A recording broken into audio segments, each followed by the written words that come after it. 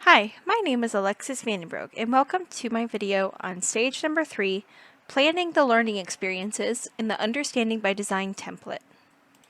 This is the stage where you will be discussing a lot of the learning experiences that you're planning and the outcomes that you wish for these. On this first page, we have the Where To Learning Plan. And this is where you start off by labeling the SMART learning objectives for your students. And this is going to be the W in the Where To location. You're going to help figure out where your students are going to know where the unit is going and what should be expected. And this also helps the teacher know where the students are coming from within their prior knowledge of the content that is being taught and their interests that are involved with it as well. You'll want to make sure that your SMART learning objectives are specific, measurable, attainable, results-focused, and time-focused. And you'll be able to have up to 10 of these SMART learning objectives for your students. But you'll want to make sure that they incorporate information from the unit or the goals that you're wanting them to achieve. You'll want to include a verb that talks about how it's going to be specific or measurable. And you also want to make sure that it's going to be something that is attainable by your students. Next, in the W section, we have relevance. You're going to start by labeling the benefits that your students will be gaining by completing the unit. And you'll also explain how they're going to benefit from learning this material. Next, we have diagnosis. This is where you're going to be figuring out what the students know before the lesson and what they know after the lesson. And you're also going to see how you're going to be able to test for misconceptions in regards to the content that is being taught. What you are doing is essentially doing a pre-assessment and a post-assessment with your students from this unit. You can do this through a KWL chart, a true or false assessment, or any other way that you think would be appropriate to measure their knowledge before the unit is taught and after. Next, we have the hook and hold. This is the H in the Where To plan. The hook and hold is how you are going to hook and hold the student interest within the lesson. This can be by doing an informative video that can also be entertaining for the students. This can be an unknown fact that could be interesting to them. You could provide weird facts about the topic or anomalies. You could also provide personal and emotional connections in whatever way that you think will gather the interest of the students and hold it. Next, we have technology. And this is where we are going to put in information about how technology is going to be used within our unit plan to hook the students' interest, keep them interested and engaged within the unit. Next, we have the first E. And this is where we're going to equip our students and help them experience the key ideas with our unit and be able to explore the issues. So within Experience and Explore, we're going to write how students are going to be able to uncover the meaning of the unit. So what are they going to be doing within their activities that is going to help them uncover that meaning? Next, we have our first R, and this is where we're going to give our students some chances or opportunities to rethink their learning, revise what they are doing, refine their learning, and be able to reflect upon their learning. So we're going to fill in these 4 boxes here with different opportunities for how students are going to be able to rethink, revise, refine, and reflect. Next, we have reflect and self-regulate.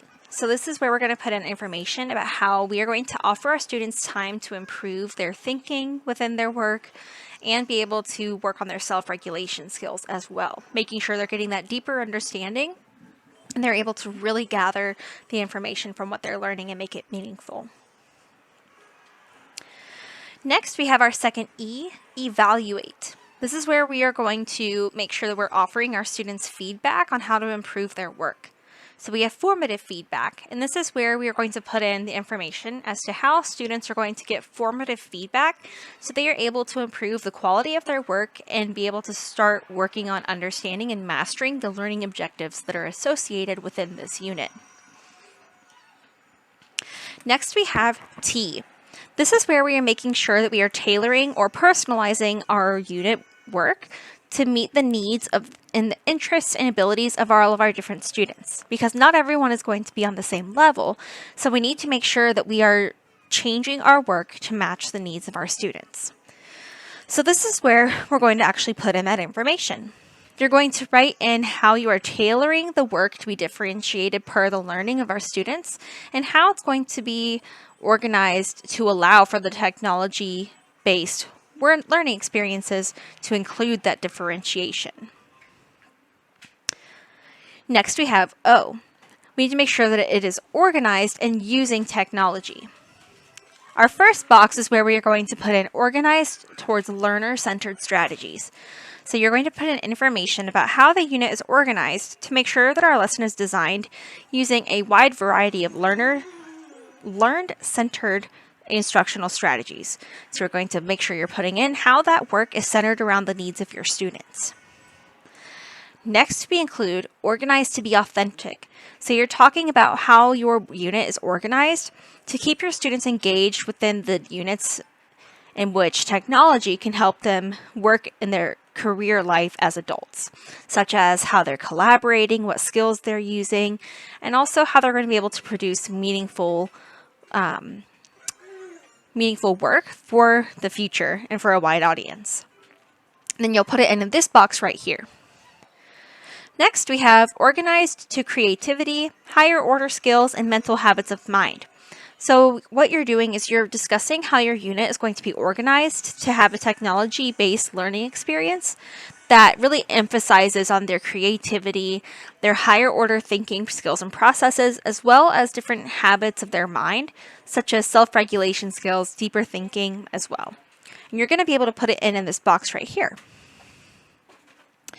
Next, we have organized to assess students' learning. So you're going to write in this box right here how your unit is organized to constantly be assessing your students' learning and how they're able to use their technology by giving a lot of different, or a wide variety of formative and summative assessments that are also going to be aligned with the content and their student technology standards. So this could be an informal formative assessment, seeing if they're able to understand what's going on, or it could be a formal summative assessment, such as a quiz or a test. Moving on, we have organized to use technology to analyze data.